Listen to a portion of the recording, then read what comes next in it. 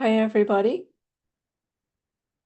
Wait a few minutes for some of you to join us. I can see that my chat is not here. I'm not sure why, so give me a minute to find it. It usually pops up right here for me, and I don't see my chat window, so let me just look around here and see if it moved somewhere. Just give me a moment. It's always something, isn't it?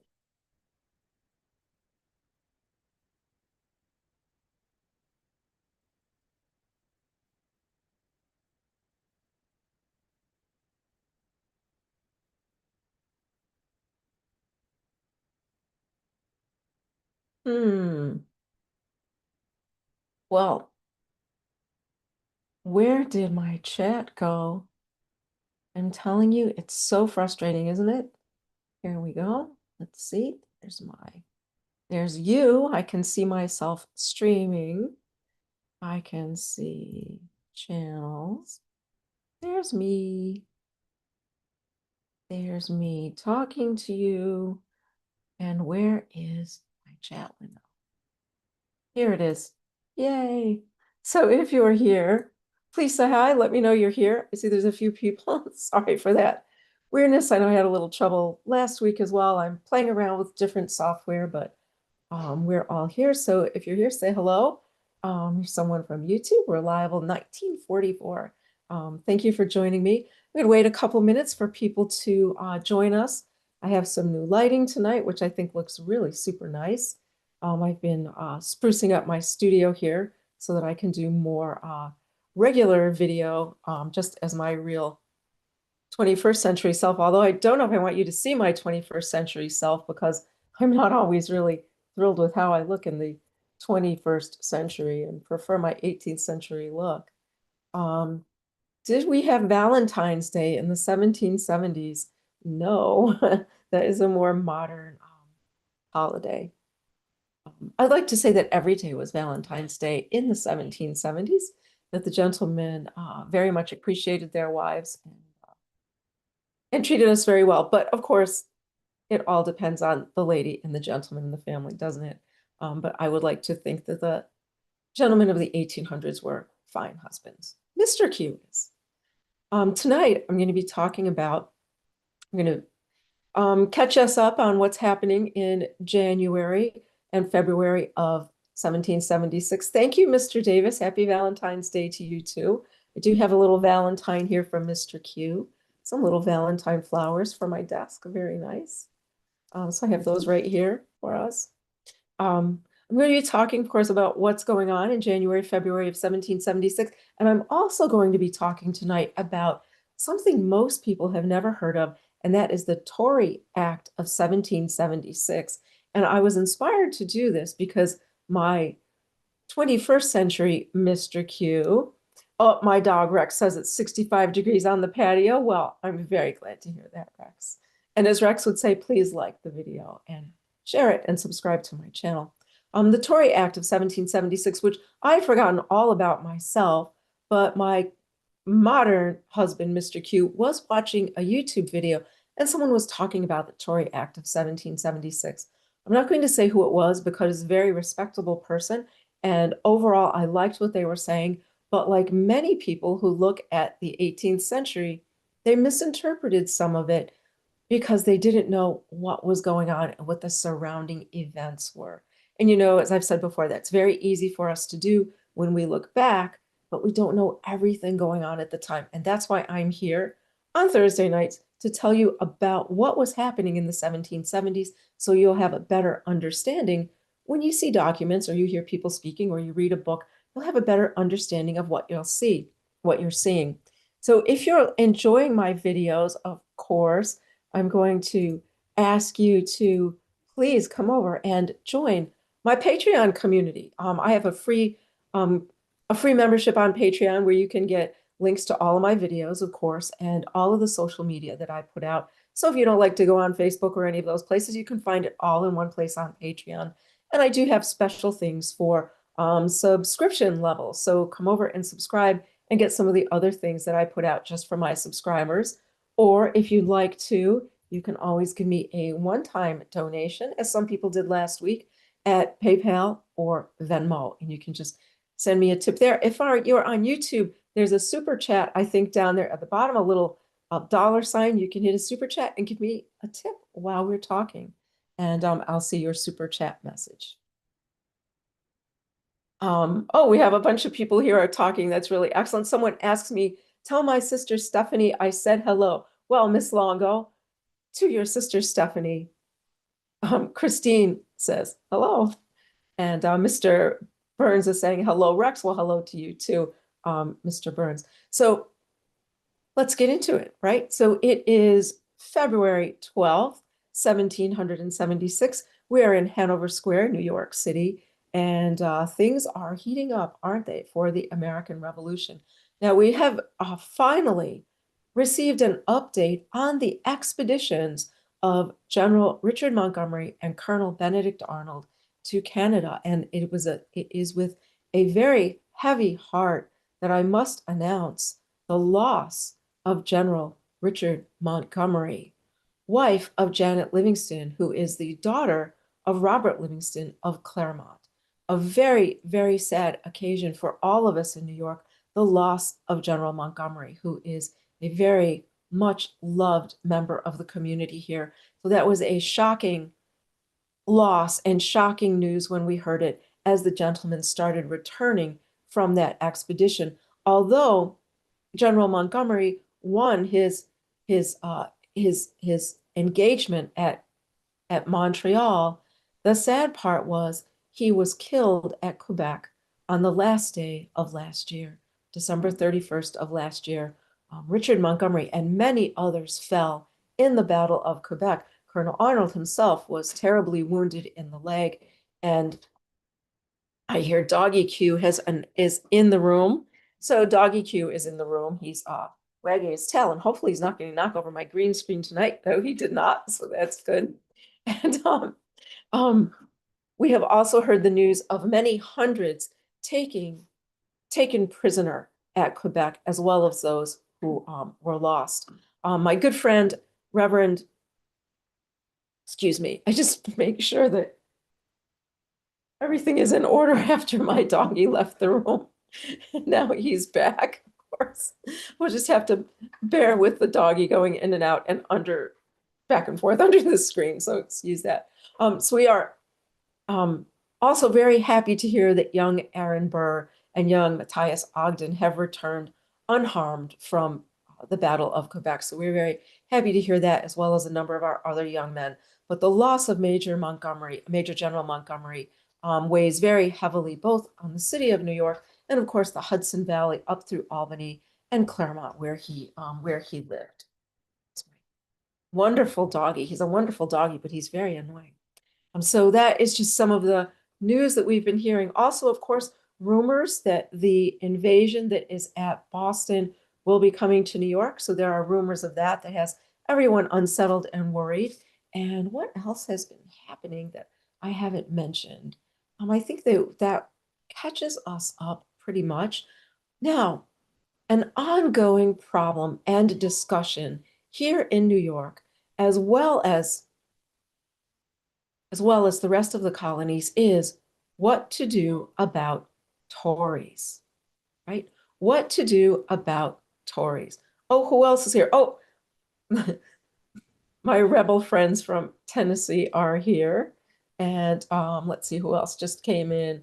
151 Gaming is it? Oh, I'm glad you're joining me again. So I'm glad that you're becoming a regular. Thank you so much for doing that. So what to do with Tories among us? This is becoming quite an issue, as I think I've explained before, that there are different types of Tories, aren't there? There are Tories, or people who support the crown because they do think it is the best way of life, that it is the most stable, reliable, protected, prosperous way of life for us, is to stay under the protection of the crown and under the rule of Great Britain, Magna Carta, and the Declaration of Rights, and the Parliament. Many people really believe this, that this is the best life we could hope for in our current time, and that we should stay with that. And to do otherwise might lead to instabilities and questions that we can't answer. So those are those Tories. There are other Tories who are Tories because of their financial or property interests. And they remain Tories because they know that under the rule of Britain, they are favored either with business, with banking and finance, or with land. So there are those Tories. Now, the question for us is, what about the different types of Tories? And should we assume that Tories are going to be the enemy if we are invaded by England? So say we're invaded by England. Say this proposed invasion comes. What do we do with the Tories, who we could expect might help them navigate the harbor, navigate the Narrows, find their way into the East and Hudson's rivers, and find their way through the city with a good attack plan, or their way through Long Island, Brooklyn, other parts of Long Island, and to the north of us, the northern end of the island and the Bronx, Westchester. They would have Tories to help them navigate everywhere, Tories to help them through our country roads and our lands, Tories to direct them into the best positions to subdue us. What can we do about that? Should we assume that every Tory will be like that? Well, that is what the Tory Act passed this past January 2nd attempts to do something about Tories.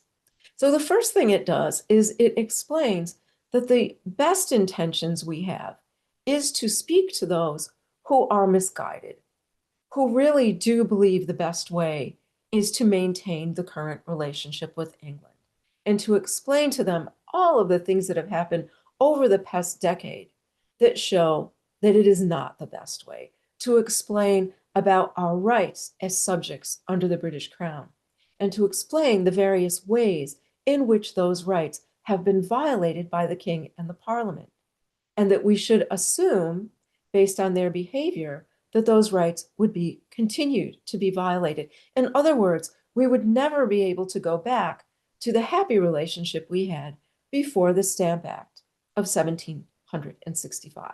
That there is no way back to that because of the excesses and violations that have occurred in these 11 years.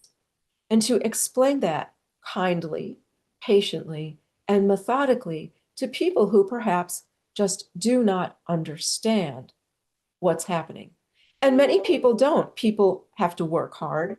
They're occupied with their homes, with their responsibilities. If they're farmers, if they're homesteaders, if they're artisans, they're busy working and keeping their homes. So maybe they just have not had the opportunity, as some of us with more leisure time do, to study and discuss and understand these things. So the first thing it sets out to do is to ask us to go out among our friends and neighbors and explain the situation and what has occurred these years, what the Stamp Act really was about, what the Quartering Act, which they'll all remember, was about, and the Tea Act, and then the subsequent occupation of Boston, which is still continuing now, nearly 2 years. The occupation of Boston, the removal of their colonial charter, the institution of a military rule, a military government, instead of their guaranteed civilian rule,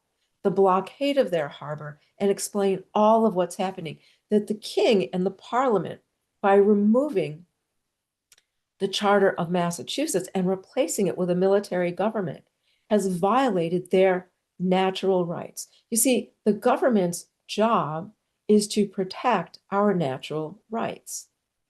I don't know if any government outside of England believes that, but that is why we have been so happy up until this time to be governed by England and to be a part of the British Empire, because England recognizes, or at least until now, has recognized that it is their duty to provide for the natural rights of her subjects, the right of life, liberty, and property, which is enshrined partly in Magna Carta, later in the Glorious Revolution of 1789, and the Declaration of Rights.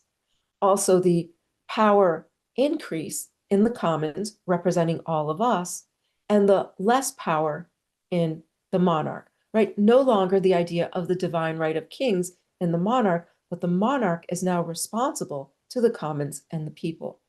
And in that way, it is the monarch's job and the House of Lords and Commons to preserve those natural rights, which they'd done.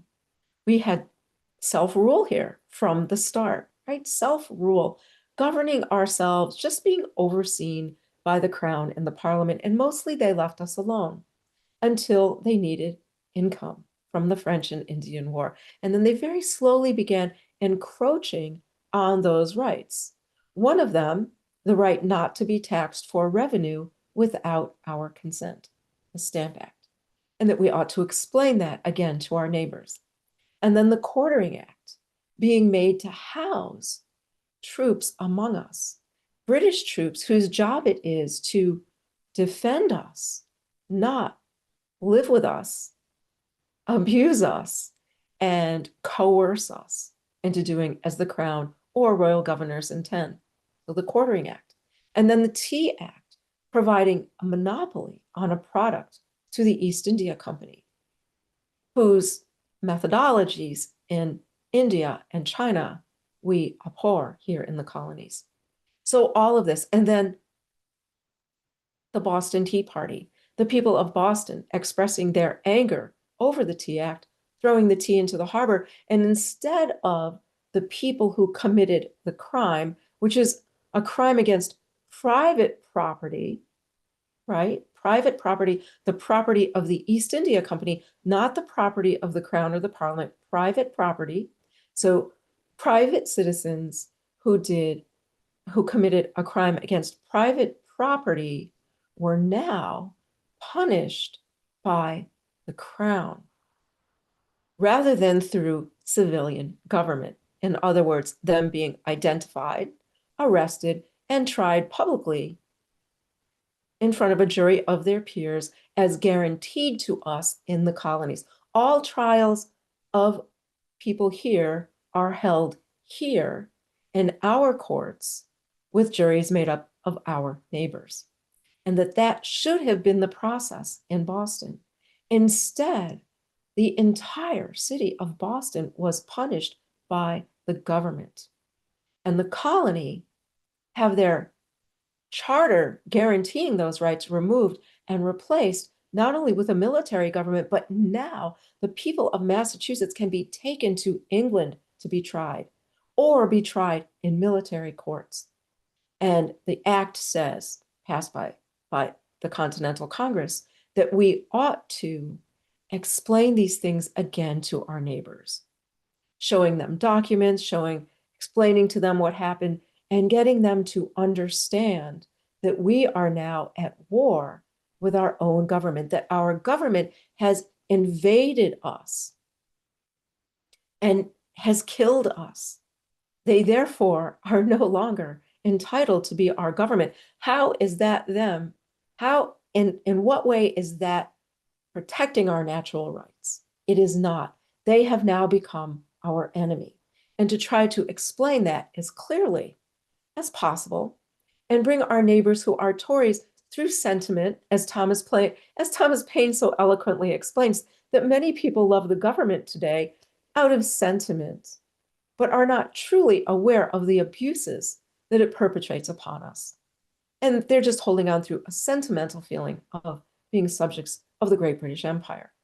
Help them along to understand and bring them over to our side, and help them to understand that our rebellion is one that we're having with the hopes of creating a government of ourselves to secure those natural rights and to provide for our defense and other things as well.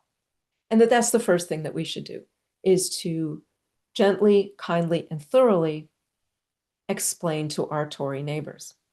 But then we come to the problem of our Tory neighbors that believe what the king is doing is all right, because the parliament has full power over the colonies, regardless of our colonial charters. And there are people in the parliament who believe them, right? We call them Tories in the parliament, and they are Tories here as well, who believe that the parliament has ultimate authority over us. So in spite of our charters, which give us the right to self-governance, the parliament can overrule that at any time because they have ultimate authority over us.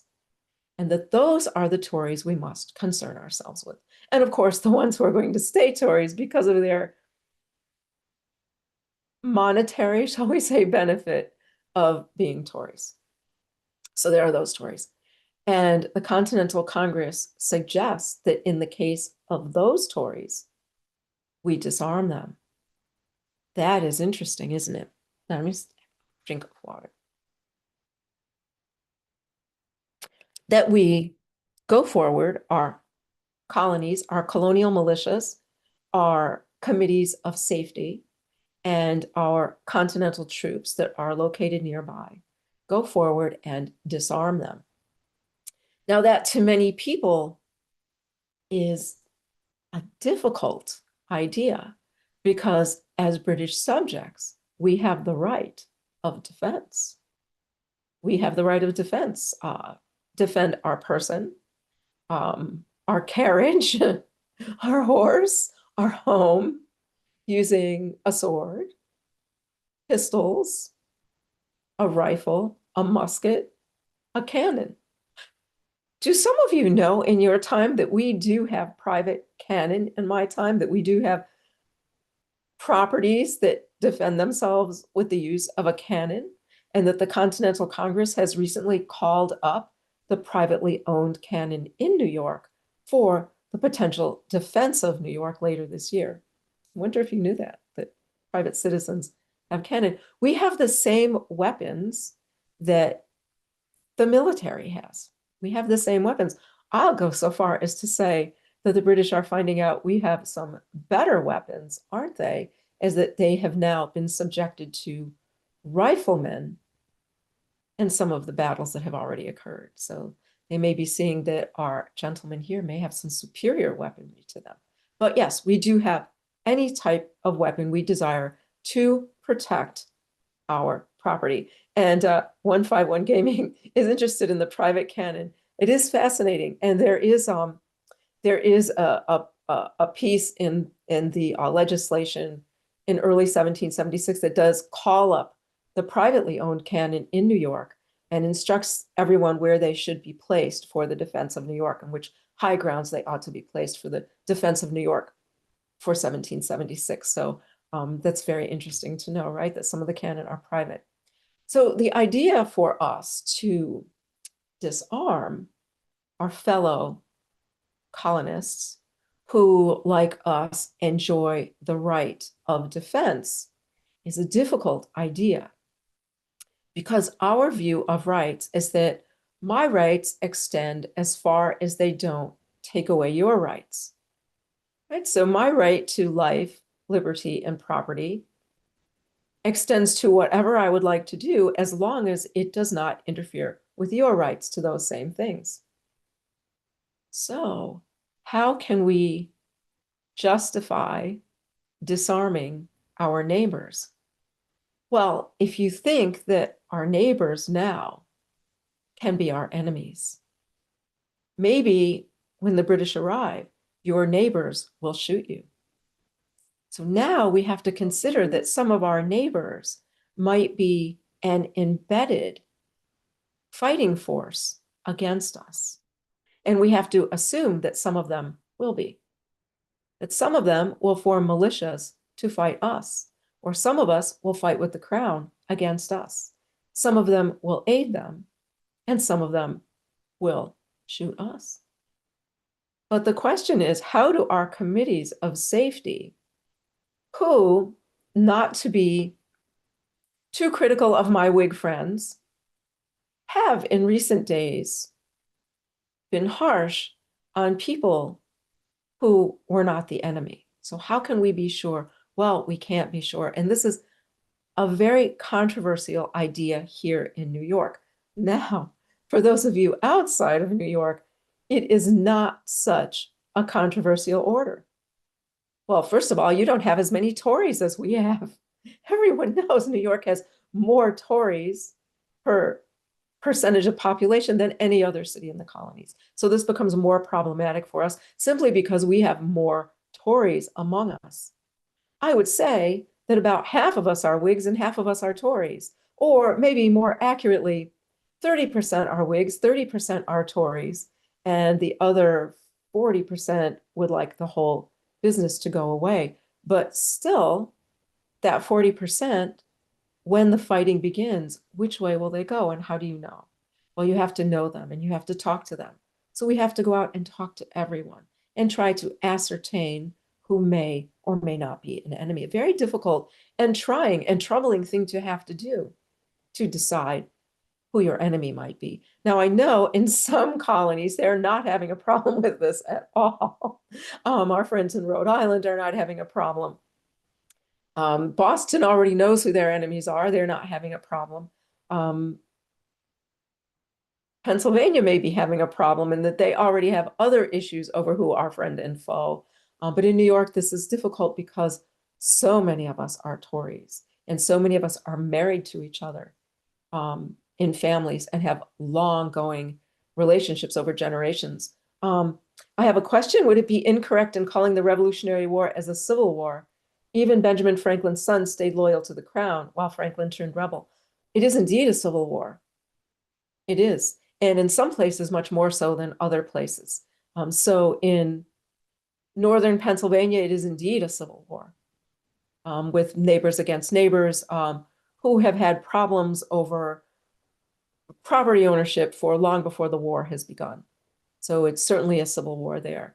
In New York City, it will be a civil war as well, because there are so many Tories and Whigs intermarried in New York, and we do have families already on opposite sides. And as the war progresses, we will have families who will have sons who will command on opposite sides.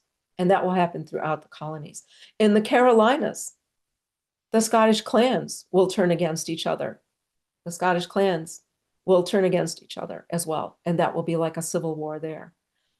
Any Americans who join a royal regiment or a militia are fighting their neighbors, But England will become very reliant on those royal regiments or royalist militias, because once they come into the interior of the colonies, they don't know where they are. They don't know their way. And they will become very much reliant on those Tories or royalists. So what do we do? Because the people helping England are going to be just as knowledgeable as us about geography, about food, supplies, farms, roads, waterways, and they will become our enemies. So the Congress is hoping to be able to head some of that off by asking the local committees of safety, militias, and continental soldiers to assist in disarming those who have been identified as helping the crown. And I think that the act even instructs continental regiments to assist in this if they are requested by the local committees of safety. So this, I expect, is going to cause some interesting problems here in New York as this act moves forward. But remember, this isn't like what England has done in many of her colonies, dividing people against each other to make them weak so that England can be strong. And it's not the government, as England has tried to do also, declaring rebels as seditious enemies of the crown and trying to deny their rights by denying their rights to publish or speak or putting people in jail for those things. It's not trying to subdue dissent or keep people from having a dissenting opinion. It's trying to identify infiltrators from an enemy country who will join the enemy in an effort to kill you. A little bit more serious than before. And of course, this is difficult for people now because many people, although it is February 1776, The problem in Boston has been going on since last April, hasn't it? They've been fighting there since last April. Fighting in other places has broken out as well, and some towns in the South and in the Caribbean. There are still many of us here in the colonies who don't believe this is a war, who don't believe England is going to come and fight all of us, who still believe that this is a New England problem. Oh, it's just the Yankees in New England. It's just their problem. We're still on good terms with the crown. They still are not believing it, even though we're all seeing an incredible massing of Army and Navy, which we doubt the purpose is for Boston. We believe the purpose is for elsewhere, and we believe the purpose is for New York. Those forces will be coming to New York. And even people in more southern colonies who may believe the forces are coming to New York still don't believe it's a problem for them. So we are in the beginnings of this and still having our problems. I'd like to mention Governor Franklin, the former royal governor of New Jersey, because now Mr. William Livingston is now the governor of New Jersey, the provincial governor of New Jersey, just as Mr. Tryon is the royal governor of New York and will be the former, well, he'll stay the royal governor of New York, and Mr. Clinton will become the provincial governor of New York. If this is confusing you, it's because as this war is breaking out, colonies are in rebellion, our local governments are in rebellion, our colonial assemblies, and choosing rival governors. Now, after the Declaration of Independence comes in July, we will have no government. Remember, the Declaration of Independence severs the colonies from the government of England. We will have no government. So it will be important for all of the colonies to have governments in place and governors and governing bodies to take over when that occurs. Although not all of us believe that will happen in July, but when it happens in July, some colonies will be ready to move forward with a new governor and a new type of assembly. Now, Governor Franklin in New Jersey, I don't know if they reached there yet, but there is a committee from the Congress going to New Jersey to interview Governor Franklin to determine whether he will be a friend or foe of the people. And some of you might know what's going to happen. That committee is going to return to Philadelphia and report that Governor Franklin is a foe. And at that time, they will vote to have Governor Franklin arrested and jailed in neighboring Connecticut under the rule of the new provincial governor of Connecticut. Oh my goodness, the governor of Connecticut. I cannot believe I've forgotten his name. And his brother was a great painter as well, who was going to be an officer and flee to England. Oh, Governor Trumbull, I'm sorry, Governor Trumbull of Connecticut. Mr. Franklin himself will vote to have his son arrested and imprisoned in Connecticut, where he will stay for quite a few years. So very difficult, father and son, brother and brother. I already have friends, say for instance, Mrs. J, the former Sarah Livingston, whose father is now the governor of New Jersey. Mrs. J and her cousin, best friends, are now parted as her cousin's family has left New York and abandoned their property out of fear of being terrorized or having their property taken from them. So they are gone. And, you know, she will never see her cousin again. So we have two cousins who were very close in age, grew up together, spent much time together, now separated because one family has remained loyal to the crown and has left New York. And very sad that will happen to a number of families. Sisters will be married to men who will fight on opposite sides. And what do? Terrible things. Mothers will have sons who will fight on opposite sides. It's a tragedy. I have let's see, a bunch of,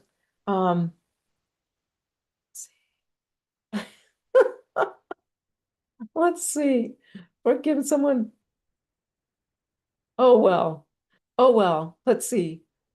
Light speed tractor was saying, I think he means in my language that he was being rude toward several fools. He was looking for a word and couldn't find it. In my time, we would say that you were being rude to several fools. Or if you were interested in perhaps dueling with them, you might call them rascals. Find yourself in a duel. So this is where we are in February 1776. The fighting is still going on in Boston. Colonel Knox has arrived in Boston with the cannon that they have moved from Ticonderoga over the Berkshire Mountains in the winter, snow and frigid weather, and they are now in position to aid Washington in the spring when fighting starts up again. Oh, did I mention to you no one fights in the winter? That it's much too cold. So at the end of the year, around October, November, everyone goes into winter quarters and they wait. They just camp and wait. And then in the spring, we'll say March or April, the fighting begins again. So they're waiting for the siege on Boston and the conflict to begin again this March or April, depending on the weather. So the cannon are in place for General Washington's use.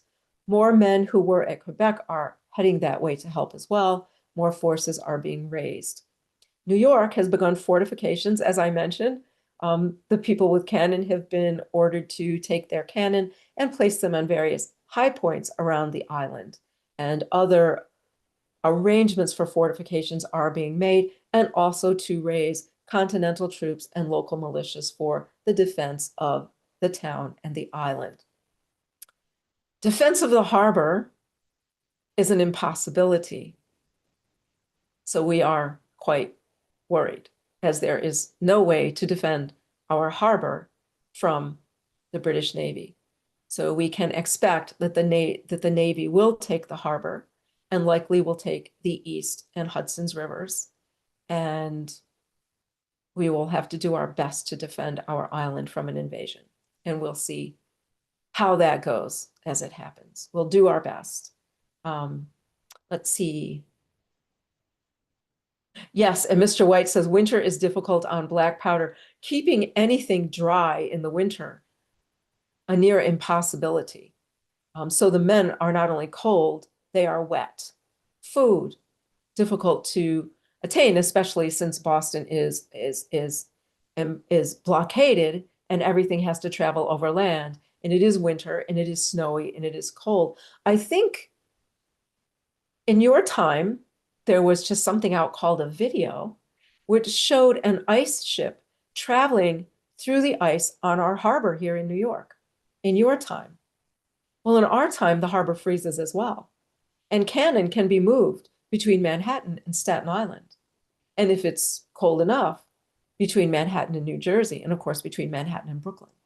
So it's very cold here, much colder in Boston. So very hard to make it through the winter elements. We don't have the types of fabrics or ways to heat ourselves or keep ourselves dry that you enjoy in your time. We have linens. If we're wealthy, we may have cotton. We have wool and we have leathers. And that's what we have to keep us warm and dry. So much more difficult. We have fire or lanterns or other types of fuel to burn, but not central heat like you experienced, right? So very, very difficult in the winter. So those men are waiting for spring for things to thaw and go back to the confrontation there. We in New York are fortifying, and things are, of course, very tense now because everyone is looking around to see who is a Whig and who is a Tory. And everyone is listening in on everyone's conversations. The committees of safety are keeping notes. Oh, who is in Mrs. Q's shop? How many Tory ladies are in Mrs. Q's shop? Well, a lot of Tory ladies are in Mrs. Q's shop because they tend to be wealthy and they come in my store. It doesn't mean I have any particular sympathy for them or that by Tory ladies coming in my shop means I'm in some way aiding the British military, because I'm not. I don't sell anything I think the British military would be interested in. But they're keeping notes on all the merchants. Who is selling what to whom? And the farmers, who is selling what to whom? Are farmers selling goods to military officers, and why? Are they speaking a lot to them? Why? All of that. Everyone's looking, everyone's writing down, everyone's taking notes on what everyone else is doing. So we've entered a time where we must all be very careful about who we're seen with and what we do. Although for the ladies, it's not so bad. What can we do to aid the British? Not very much, I'm afraid. I have a whole bunch of notes here. Oh my gosh. Oh my gosh. I can't I can't repeat quite a lot of this, but you can read it because this is this person thinks they're the only one here, and that's not great at all. There are other people here, sir. They're just very quiet. So maybe some other people will make some comments so that you'll see you're not the only one here. This tends to be a rather quiet group until we get to the end and people start making their comments. People start making their comments. So I would like to know if you have any questions about this Tory Act of January 1776, because it's an important act and we don't study it, and it's easy to misinterpret it in your time as being a way of disarming people you don't agree with, or disarming people you don't like, or disarming people who may be dissenters from the norm. But that isn't what it is. It's an act to protect people from an infiltrating military force, people who live among us who will join the other military or other militias and become our enemies and kill us. So it's not quite the same as passing an act that says, well, everyone who has, let's see, everyone in the Sons of Liberty who has dragged a Tory through the streets should be disarmed. It's not something like that. It's everyone who lives among us who will aid the British when they come to kill us should be disarmed. So I would like you to understand the difference there. Or it's not the same as when a colonial governor would, to stop a newspaper from being printed, claim the printer was committing seditious libel and throw him in jail for a while. It's not just punishing your enemy.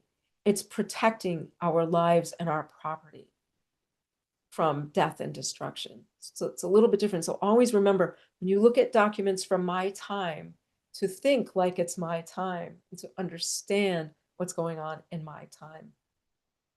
So, I have a whole conversation going on between gentlemen here. And I think I'll let the gentleman handle it because it's not a ladies' conversation. So, so that is fine. We'll just let the gentlemen have their discussion there, and I won't enter into the discussion.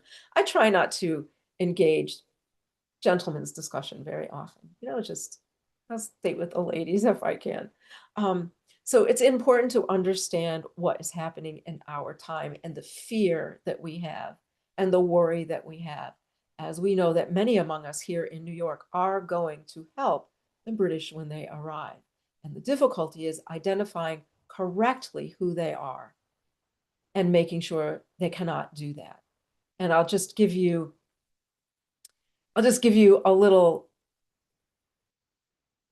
foreshadowing and say that many of those people, when General Howe does arrive on Staten Island in a couple of months, are going to go out onto the beach and praise him for arriving and thank him for coming to help them stop us.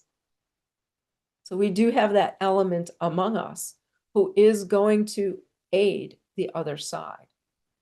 And so our question is, how do we mitigate that, make it as small a threat as possible, while still trying to maintain our lives? So there's somebody very strange here on YouTube. I don't know. I think some of you on YouTube are probably seeing this. I'm not really paying attention to it. So if you have any questions, please ask. I'm so happy to have you here with me tonight. And I'll see you next Thursday. Before that, though, I will see you this Sunday at 9 p.m. on republicbroadcasting.org. And if you haven't heard yet, I did make an announcement last Sunday that I would be leaving Republic Broadcasting at the end of March, at the end of February, but I am not. I'm simply going to reduce my show down to 1 hour so that I will have time to pursue other things I'm working on. So I will be staying on RBN on Sunday nights. So I'll be happy to see you in person on Thursdays at 8 p.m. And I hope you'll be listening to me this Sunday at 9 p.m. That show still will be 2 hours. And the subject this Sunday is the Revolutionary War years. And we'll be going through the war step by step this Sunday. So if you're interested, please tune in. That's republicbroadcasting.org. And we'll be covering 1776 through 1783 and all of the things that happen. Not everything, because I can't do that in 2 hours, but the highlights of what happens throughout the war years. King Charles is related to Vlad the Impaler. Oh my goodness, I didn't know that. Of course, King Charles has never bothered to visit us, so he knows nothing about us. You know, King Charles, by the way, before I go, King Charles, as Thomas Paine says, is so removed from reality that King Charles has granted land in the northern part of Pennsylvania, both to William Penn and to a company from Connecticut called the Susquehanna Company. And because of that, they have been fighting and killing each other for years. So King Charles, I'm sorry, I'm thinking my own king, King George. Who is King Charles? I only know King George. I assumed you were talking about King George. Um, Thank you, Miss Silver. Says, great show, Mrs. Q. Very informative. Have I heard of a movie called Berkeley Square? No, I have not. Tell me about it. I'm interested in hearing about it. Did John Paul Jones sail out of New York? John Paul Jones did come to New York in the summer of 1776. John Paul Jones will be in the Long Island Sound with his ship harassing British ships. And John Paul Jones is going to fly the British Jack. He's going to put tapestries over his cannon. And when he gets up close to them, he's going to switch his flag, pull up the tapestries, and shoot at the British ships. Doesn't do them much damage, but he is going to be very annoying. And then John Paul Jones will go on and sail out of other ports throughout the war. Let's see. Oh, Charles III. You have a Charles III. I'm not sure who Charles III is. We're on George III. Hopefully there'll be no king soon. Do you think? Hopefully there'll be no king soon. But we'll see as the years go on. So I hope you all enjoyed our time together tonight. Until next week, I'll see you back here at Hanover Square, and we'll see what's happening in New York next week in February 1776. Have a wonderful week, everyone. I'm glad you joined me.